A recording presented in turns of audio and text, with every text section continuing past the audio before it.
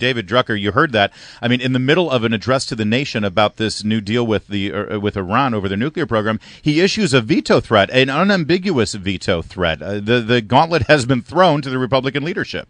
Well, look, I think he had to do that just for the sake of the negotiations themselves, to send a signal, both to Iran and the world powers that he was, foursquare behind the deal. And you lay down the gauntlet early, and I don't really think it's to the Republicans. I think it's to the Democrats, because we know the Republicans are going to vote to disapprove the deal. At least just about all of them. Rand Paul may not in the Senate, and there will be some Republicans like Justin Amash and some others in the House that I would suspect won't. But you're going to see the vast majority of Republicans vote against this deal, probably unless it was sprinkled with pixie dust.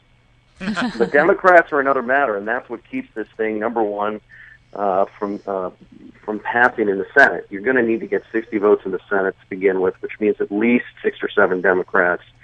And a veto-proof majority would require another 7 or 8 Democrats or so, not to mention many more Democrats in the House. So by doing this, you're sending a signal to the Democrats, you're either with me or you're with them. And that, politically, for the president, is the way you want to start this debate.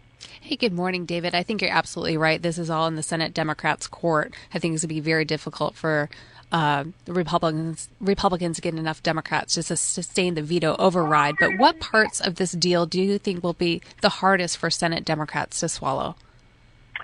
Well, I'm going to need to study more of this, because I've been listening to the president's address, and I've done and I've been doing that rather than Sure. looking at all the details.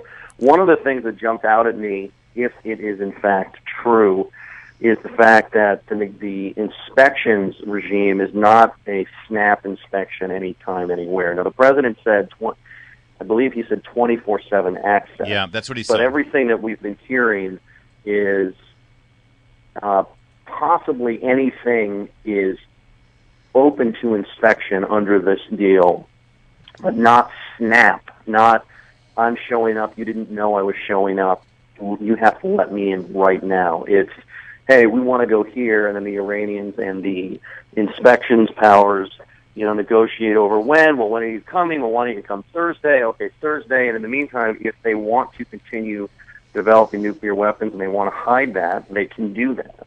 That's something that's very important, and if that isn't there, then that's something that's a bit of a red flag. Also, the manner in which the sanctions, although they are phased, according to the president, exactly how are they phased? How much money does Iran get right away? And then finally, and again, these are things we have to study. It was interesting because I believe that lifting of the UN arms embargo over a 5 to 10 year period is a part of this. Yes. So if you have a country that is still one of the world's largest state sponsors of terrorism and is still creating all sorts of mischief, both itself and through proxy organizations, the fact that in under 10 years they're going to have access to weapons, more easily access to weapons, legal access to weapons, for which to continue fomenting that, I could see as a potential problem. But we're just going to have to learn more about this to see where for the opponents of the deal, where can they try and make their greatest point in trying to convince congressional Democrats to vote against it. David, I have one more question. If the Republicans are not successful in passing their resolution to disapprove the deal, will the Democrats be able to say that they have implicitly approved it? Well, they're going to say that, and I really think this is an argument that we've seen mostly play out on the right about whether or not you should have gone ahead with the Corker bill. And, I mean, people that hate this deal were both for the Corker bill and against the Corker bill. Democrats will say that. The president will say that. Iran will say that. Meanwhile, you're going to have every Republican presidential candidate except Senator Paul running around vowing to cancel the deal if they become president.